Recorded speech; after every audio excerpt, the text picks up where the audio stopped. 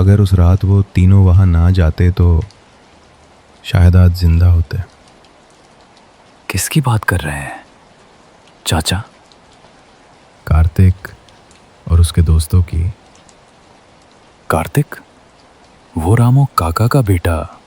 मगर चाचा गांव के लोग तो कहते हैं कि उसकी मौत एक एक्सीडेंट में हुई थी। मगर रामू काका कह रहे थे कि उसकी किसी ने हत्या की है। आप कुछ जानते हैं तो शोरों से बताई ना। वैसी भी जब तक बारिश नहीं रुकती हम घर नहीं जा सकते, और लग नहीं रहा कि ये जल्दी रुकने वाली है।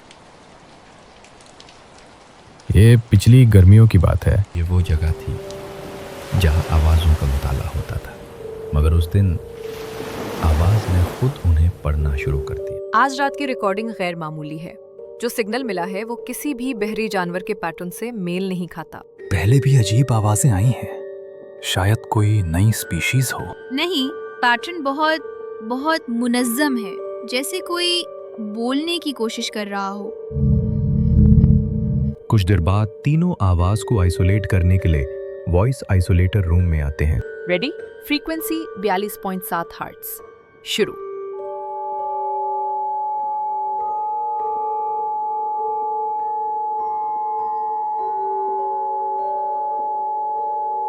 मैं कुछ सुन रही हूँ, जैसे कोई चल रहा हो। ये सिर्फ इन्फ्रेंस साउंड है, जहन खुद मानी घड़ लेता है। ये रियल टाइम फीड नहीं है। ये सिग्नल वापस कैसे आ रहा है? नायब, आप कंट्रोल रूम में जाके चेक करें, फ्रीक्वेंसी वेव्स कंप्यूटर पे शो हो रही हैं या नहीं।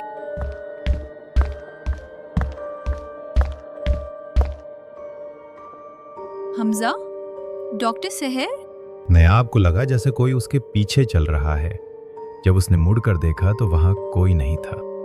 नायाब जब कंट्रोल रूम के पास पहुंची तो वहां की दीवार पे व्यू फॉर्म बनी हुई थी।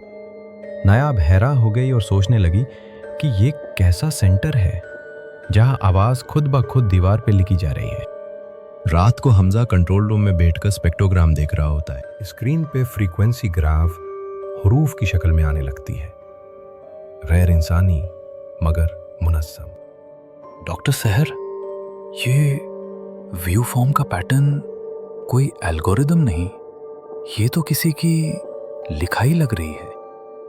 डॉक्टर सहर खामोश खड़ी, नजरें स्क्रीन पर जमा कर।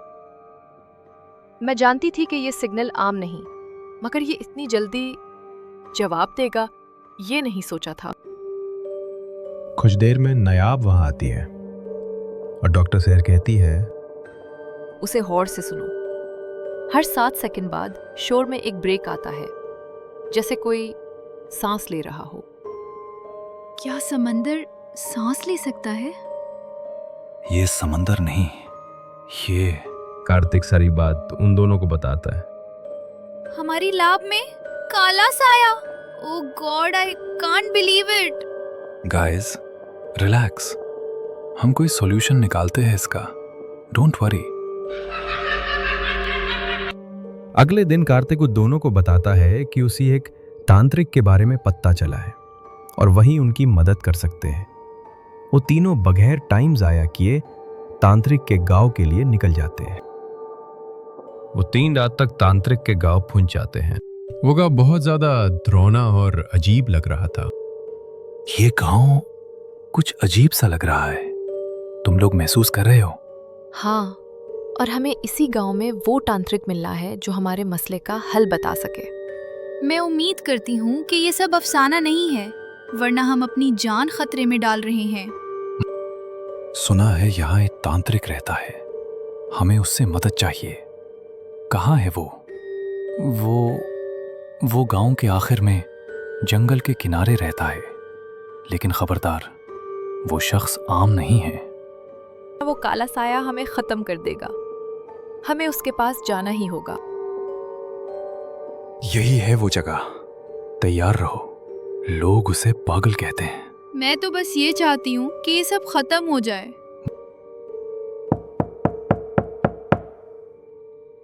वो तीनों बाबा की झोपड़ी में जाते हैं और काफी ज्यादा तारे हवे होते हैं। तभी तुम लोगों का ही इंतजार था।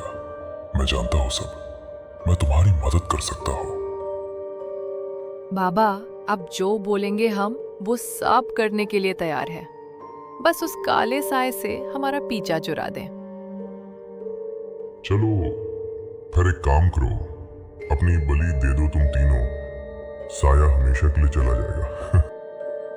जैसे ही बाबा ने ये बोला, तीनों चौंक गए और अचानक सब कुछ हिलने लगा और कुछ देर बाद वो लाभ वाला काला साया उनके साथ मौजूद था।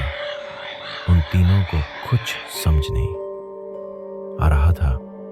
तभी कार्तिक बोला, ये यहाँ बाबा। तुम लोग हंसकर मेरे विधि पर मजाक करते थे और अब तुम्हारी हकीकत सामने आएगी। और फिर वो काला साया उन तीनों को मार देता है। वो काला साया जो तुम्हारे लैब में था वो मेरे भेजे हुए था, और जो शख्स तुम्हें यहाँ आने को कहा वो भी मैं ही था। क्योंकि तुम लोग मेरे विधि पर हंसते थे, कहते थे कि ये सब ड्रामा है। साइंसी लोग जो हर चीज का मजाक उड़ाते हैं। अब तुम्हें सबक मिलेगा।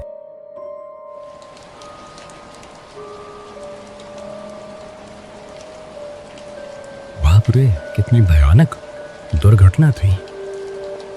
इल्म और मजाक कभी कभी खतरनाक साबित होते हैं। 3 साइंसी दिल जो हकीकत का मजाक उड़ाते थे, अपने ही गुरूर की कीमत चुका गए और काला साया हमेशा के लिए रह गए।